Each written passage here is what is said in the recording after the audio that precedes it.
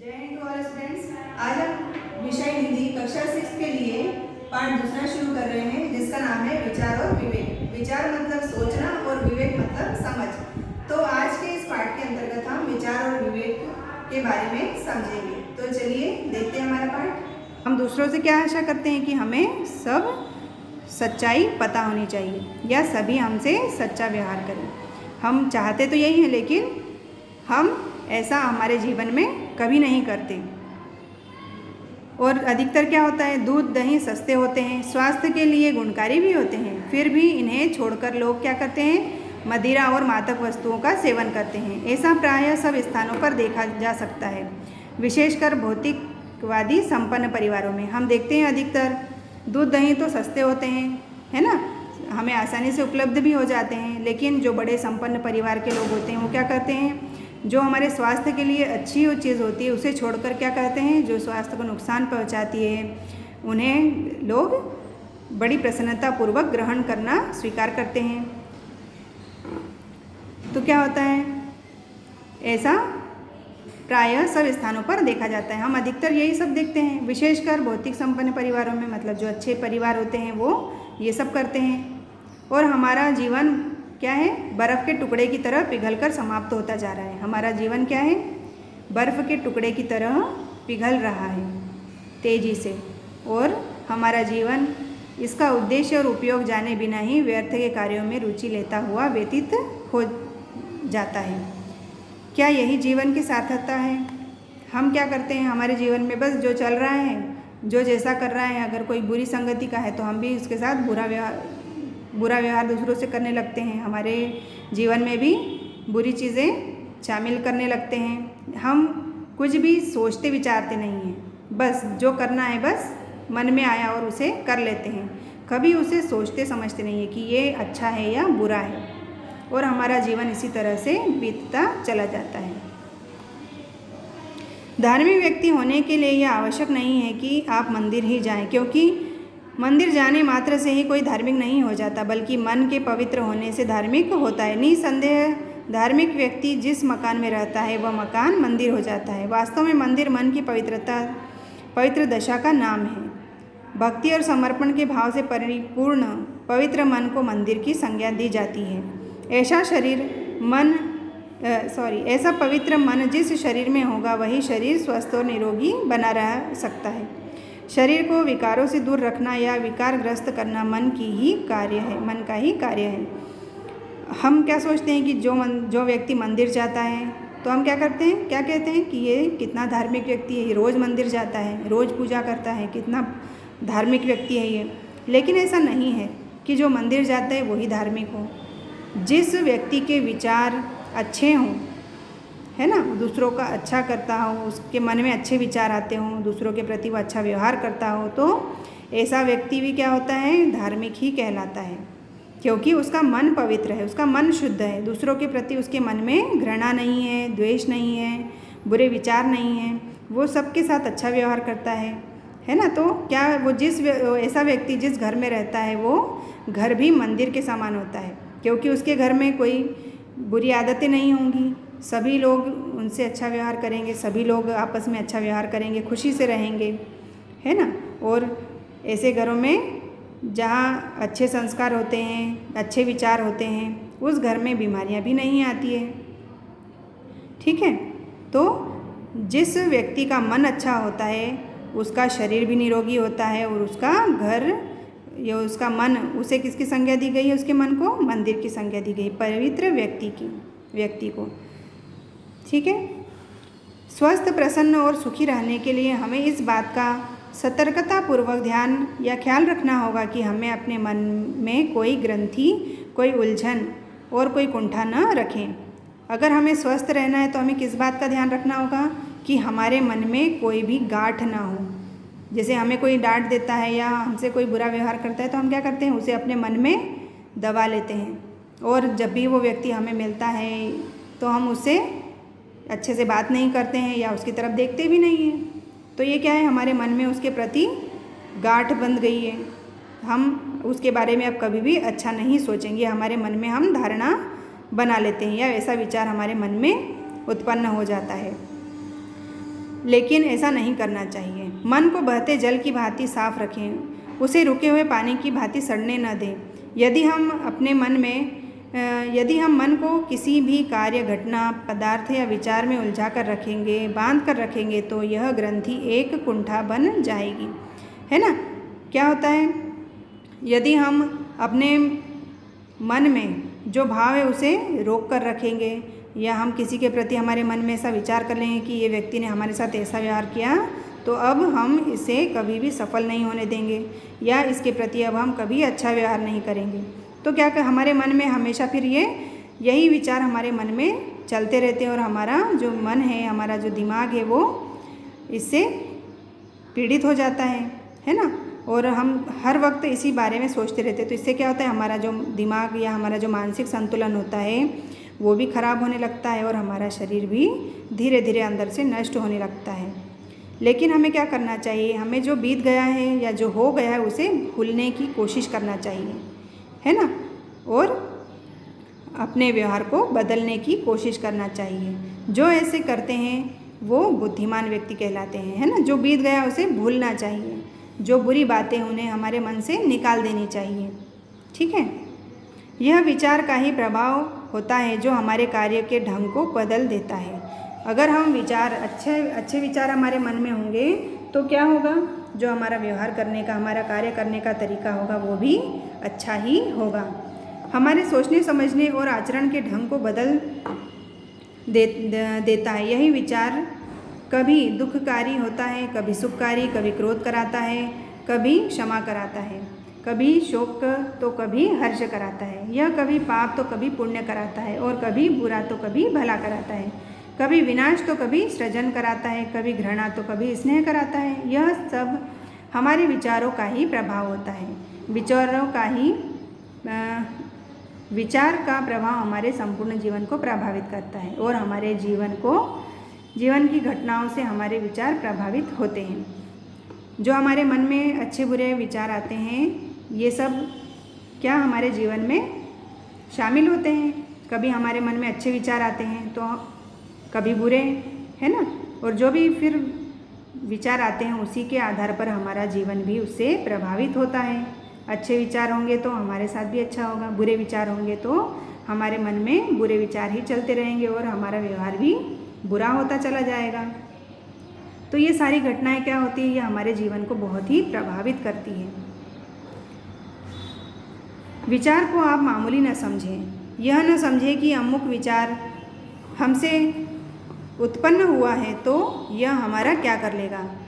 अगर हमारे मन में बुरा विचार उत्पन्न हुआ है तो हमें कभी भी ऐसा नहीं सोचना चाहिए कि ये हमारा क्या कर लेगा। यदि विचार शुभ, निर्विकार और हितकारी न हो तो यह उसी प्रकार दुखदायी और विनाशकारी हो जाता है जैसे पिता द्वारा उत्पन्न किया हुआ पुत्र नालायक, अवज्ञाकारी और उद्दंड निकल जाए तो वह पिता के लिए शोक, कष्ट और विपत्ति का कारण हो जाता है।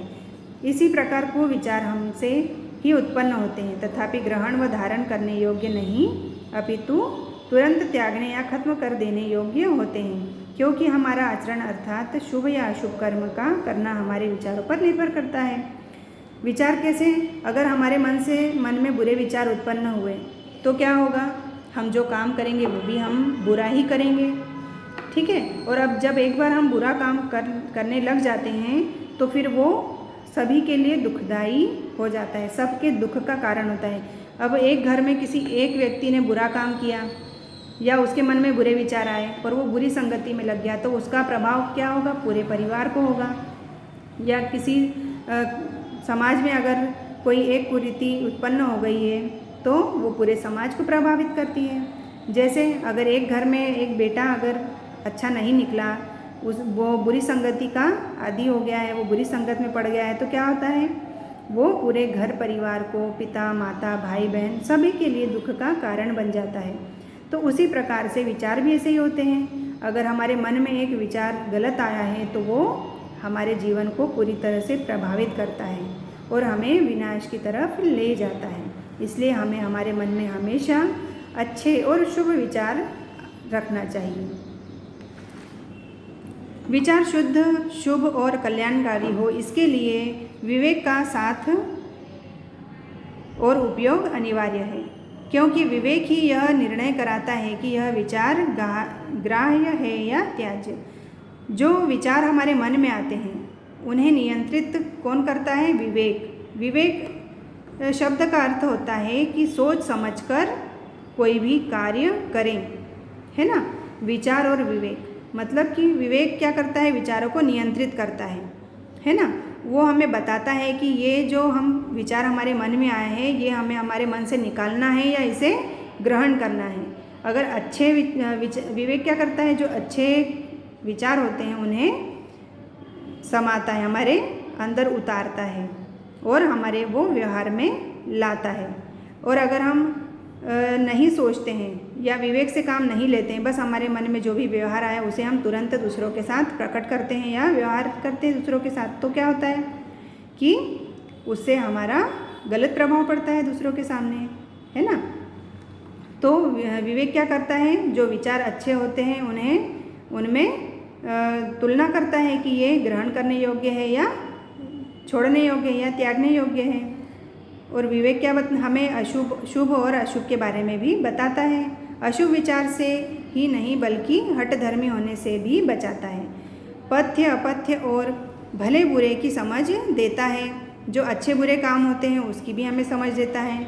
विवेक ही मन और विचार पर नियंत्रण रखता है और उचित मार्गदर्शन देता है। जो लोग यह दलील देते हैं कि सदाचार कैसे करें, मन तो मानता ही नहीं। वे तनिक इस तथ्य पर गौर करें कि क्या समझ बूझकर अपना ही कुछ बुरा किया जा सकता है। विवेक के नियंत्रण में रहने वाला विचार कभी गलत नहीं हो सकता और विवेकहीन होकर किया गया विचार कभी शुभ नहीं हो सकता। कुछ लोग क्या करते हैं? वे ध्यान ही नहीं देते हैं, बस हमारे मन में जो व्यवहार आया है उसे ही करने लगते हैं, जो विचार है उसे ही करने लगते हैं।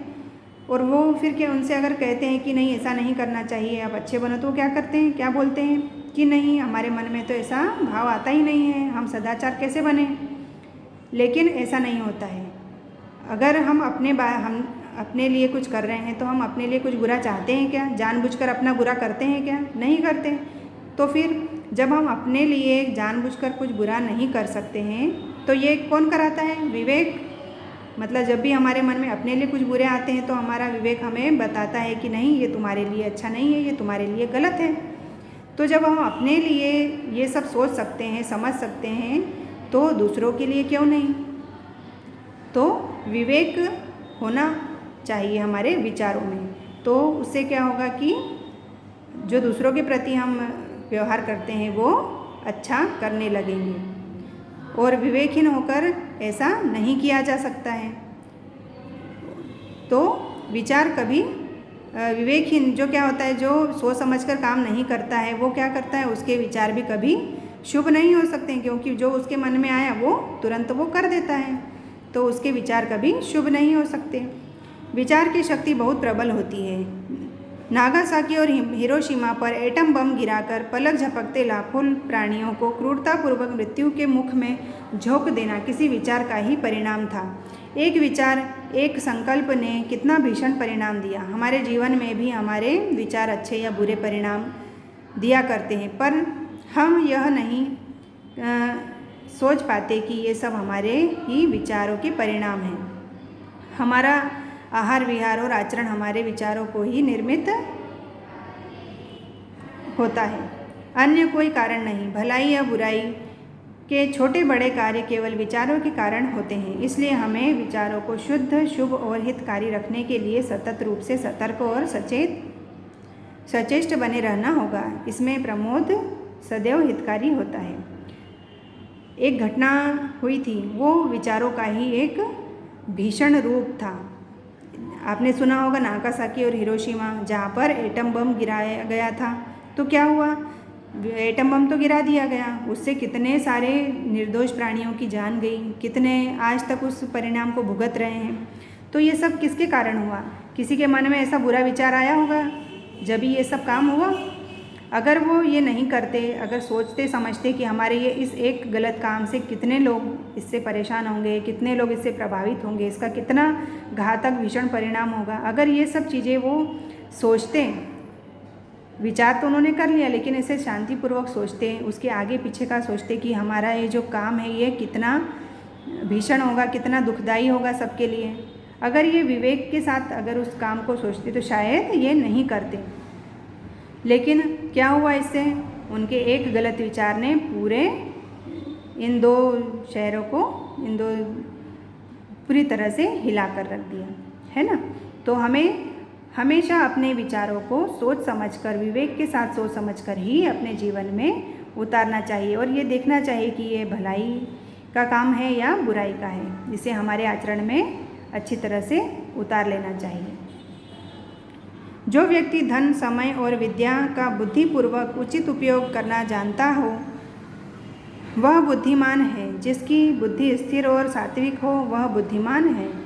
जो महापुरुषों के बताए हुए मार्ग का अनुसरण करता हो वह बुद्धिमान है। जो व्यक्ति समय का सदुपयोग करता है ना, धन का सदुपयोग करता है, विद्या का सदुपयोग करता है, मतलब अच्छे से उचित उपयोग करना, मतलब कि सोच समझकर जहाँ पर उसकी ज़रूरत हो वहाँ पर उसका उपयोग करता है, वो व्यक्ति क्या है? वो व्यक्ति बुद्धिमान कहलाएगा, है ना। जिसके विचार स्थिर हैं और सात्विक हैं वो व्यक्ति भी क्या कहलाएगा? बुद्धिमान कहलाएगा। जो महापुरुषों के बताए मार्ग पर चलता है वो व्यक्ति भी क्या कहलाएगा? बुद्धिमान कहलाएगा। जो किसी को दुख नहीं देता, जो स्वयं भी सुख दुख के द्वंद्व से परे होकर निद्वंद रहता है वह भी बुद्धिमान कहलाता है। मतलब जो व्यक्ति बुद्धि में अनुकूल प्रतिकूल इन भावों में मतलब कि ज़्यादा सोचता नहीं है वो भी क्या कहलाता है? बुद्धिमान कहलाता है ना। जो किसी भी कार्य को करने से पहले सोच विचार कर लेता है और कार्य करने के बाद जिसे पछताना नहीं पड़ता वह व्यक्ति भी क्या कहलाता है? बुद्धिमान कहलाता है। जो ज्ञानी होकर भी स्वयं को बुद्धिमान नहीं मानता, अहंकार मुक्त रहता है, वह व्यक्ति भी वास्तव में क्या है? बुद्धिमान है। मतलब उसके पास ज्ञान तो है लेकिन वो सबको बताता नहीं है कि मैं इतना ज्ञानी हूँ, है ना। तो जो व्यक्ति ऐसा नहीं जताता है वो व्यक्ति भी क्या कहलाता है? बुद्धिमान कहलाता है। जिन्होंने न विद्या पढ़ी है, न तपस्या की है, न दान दिया है, न ज्ञान का उपार्जन किया है, न सच्चरित्रों का सा आचरण किया है, न गुण ही सीखे हैं, न धर्म के अनुसार कर्तव्यों का पालन ही किया है, वे इस संसार में पृथ्वी का बोझा बढ़ाने वाले मनुष्य की सूरत में, शक्ल में पशु जैसे ही हैं। जो व्यक्ति ना पढ़ा लिखा है, ना उसने तपस्या की है, ना दान कभी किसी को दिया है, ना कभी दूसरों के साथ अच्छा व्यवहार किया है, ना उसने कोई अच्छे गुण सीखे हैं, ना कभी धर्म के कार्य किए हैं, तो ऐसे लोग क्या होते हैं? ये ऐसे लोग मनुष्य के रूप में जानवर के समान इस पृथ्वी पर बोझ माने जाते हैं। ठीक है। बुद्धि को स्थिर रखना, विवेक से काम लेकर अपनी इंद्रियों को वश में रख उचित व हितकारी आचार विचार और आहार विहार कर स्वस्थ और निरोग रहना बहुत कठिन मालूम होता है, यह मालूम पड़ता है, पर वास्तव में यह उतना कठिन नहीं है। कठिन इसलिए मालूम पड़ता है कि आमतौर पर ऐसी धारणा पहले से ही बना ली जाती है कि एक बार मन में जैसा विचार धारणा बना ली जाए वैसा ही हमारा आचरण हो जाता है। यदि हम दृढ़ संकल्प के साथ प्रयास करते रहें तो थोड़े ही समय के अभ्यास से हमें इस कार्य में सफलता मिलने लगती है और जैसे जैसे अभ्यास बढ़ता जाता है वैसे वैसे सब सरल होता जाता है। मुख्य बात है हमारे चाहने की और प्रयत्न करने की।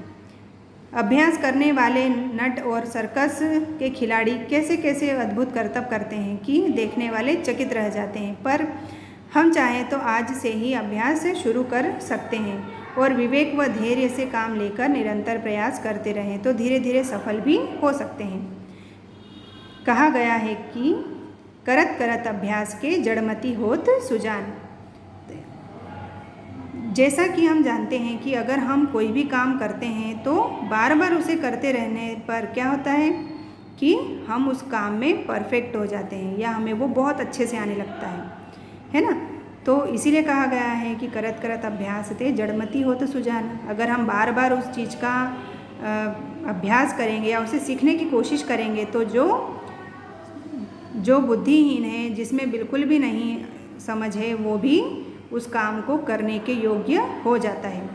अगर हम मन में ये सोच लेंगे कि मैं तो ऐसा कर ही नहीं सकता, मैं तो ऐसा कर ही नहीं पाऊँगा, तो उससे क्या ये संभव है? नहीं। अगर हम जब तक हमारे मन में ये दृढ़ निश्चय नहीं कर लेंगे कि मुझे अपने व्यवहार को बदलना है, मुझे अच्छा व्यक्ति बनना है, अगर हम दृढ़ निश्चय इस तरीके से कर लेंगे तो स्वाभाविक ही एक दिन ऐसा होगा कि हमारे मन में अच्छे विचार आने लगेंगे, हम अच्छा व्यवहार करना सीख जाएंगे, है ना। तो ये सब किससे होता है? बार बार उस चीज़ का अभ्यास करने से। और जब भी हम ऐसा करने की सोचें तो क्या करें? जब भी हमारे मन में विचार आए तो क्या करें? पहले हमें उसे विवेक के साथ सोचें, समझें।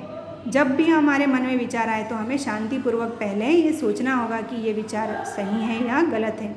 अगर हम ऐसा करना सीख गए, थोड़े समय हमें ये लगेगा कि ये कठिन काम है, लेकिन जब हम रोज़ ऐसा करेंगे तो हमें ये काम सरल लगने लगेगा। और बार बार अभ्यास करने से, बार बार हमारे मन में ये विचार आने से, हमारे प्रयत्न करने से हमारा जो काम है वो सरल होता जाएगा और एक दिन हम अच्छा व्यवहार करना सीख जाएंगे और जो भी काम हम करना चाहते हैं अच्छा, वो हम करने लगेंगे। तो ये था हमारा पाठ विचार और विवेक। ठीक है, इसमें कुछ लास्ट में पंक्ति दी है, वो भी हम देखते हैं। ज्ञान और धन में ज्ञान ही श्रेष्ठ है। हम सब जानते हैं कि धन तो नश्वर होता है, नष्ट हो जाता है ना, उसकी रक्षा भी करनी पड़ती है, लेकिन जो ज्ञान है उसकी रक्षा नहीं करनी पड़ती है। वो अगर हमें एक ही बार प्राप्त हो गया तो हमसे वो कोई भी नहीं छीन सकता। ठीक है, क्योंकि धन की रक्षा करनी पड़ती है जबकि ज्ञान हमारी रक्षा करता है। धन व्यय करने पर घटता है जबकि ज्ञान व्यय करने पर बढ़ता है। क्या होता है कि हमें धन को तो तिजोरियों में रखना पड़ता है, अलमारी में रखना पड़ता है, लेकिन ज्ञान क्या है, उसे हमें कहीं पर भी रखने की ज़रूरत नहीं है। वो जब एक बार हमारे अंदर उतर आया है, हमारे मन में, तो उससे हमें कोई नहीं अलग कर सकता है। ठीक है, और जब हम किसी मुसीबत में होते हैं तो धन हमारी रक्षा करता है? नहीं। वहाँ पर क्या काम आता है? हमारा ज्ञान, कि इस मुसीबत से कैसे निकला जाए। हम सोचते समझते हैं हमारे ज्ञान के द्वारा कि हम इस मुसीबत से कैसे छुटकारा पा सकते हैं। तो ये सब कौन करता है? ज्ञान करता है, ना कि धन। और धन क्या होता है? व्यय करने पर या खर्च करने पर कम होता है, लेकिन ज्ञान जितना हम व्यय करते हैं, जितना हम दूसरों को बांटते हैं, उतना ही वो बढ़ता जाता है। धन उपयोगी और हितकारी भी तभी सिद्ध होता है जब ज्ञान का सदुपयोग और इसे न्यायोचित तरीके से प्राप्त किया जाए। धन कब उपयोगी होगा, मतलब कब हमारे काम आएगा? जब हम दूसरों के लिए उसे काम में लें या सोच समझकर उसका व्यय करें कि ये किसके लिए, दूसरों के लिए हितकारी है या नहीं है। जब ज्ञान का सदुपयोग और न्यायोचित तरीके से प्राप्त किया जाए तो व्यय भी बुद्धिपूर्वक किया जाता है। यदि प्राप्त किया हुआ धन मंगलकारी, उन्नतिकारक सिद्ध न हो तो ऐसे धन से क्या लाभ। अगर हमने धन तो कमा लिया है लेकिन वो गलत तरीके से कमाया है और उसका हम व्यय भी गलत तरीक़ों में कर रहे हैं या गलत कामों में कर रहे हैं, तो ऐसा धन हमारे किसी भी काम नहीं आता है और वो एक न एक दिन हमारे विनाश का कारण बन जाता है। इसलिए जो भी हम काम करते हैं ये सब किस पर निर्भर करता है? हमारे विचार और विवेक पर। हमारे मन में अच्छे या बुरे विचार आते हैं तो उन्हें हमारा जो विवेक होता है, हमारे सोचने समझने की जो शक्ति होती है या अच्छे बुरे में अंतर करने की जो शक्ति होती है वो विवेक में होती है। तो हमें जो भी विचार हमारे मन में आते हैं पहले उन्हें शांतिपूर्वक विवेक के साथ सोचना समझना चाहिए और तभी उसे हमारे व्यवहार में उतारना चाहिए। ठीक है बेटा, तो ये था आज आपका हमारा पाठ विचार और विवेक। आशा करती हूँ ये आपको अच्छे से समझ में आया होगा। आप इस वीडियो को अच्छे से देखिए। ठीक है, आज के लिए इतना ही। जय हिंद, धन्यवाद।